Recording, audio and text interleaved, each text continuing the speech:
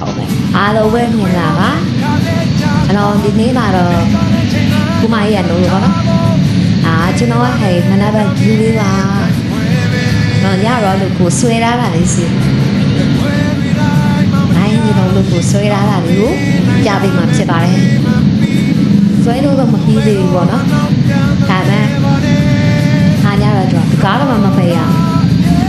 လက်စားတော့မတက်ရသေးပါဘူးဒါပြတာပါဆွဲနည်းလေးလေးနဲ့တင်လာပြီးပါတယ်ကိုဆွဲလို့ပြီးရင်တော့မြုပ်လိုက်ပါတော့ဗောနော်တကယ်ကြီးနေတယ်ငိုစိတ်စေတော့ဒီလောက်ဝက်ဖြစ်ပါတယ်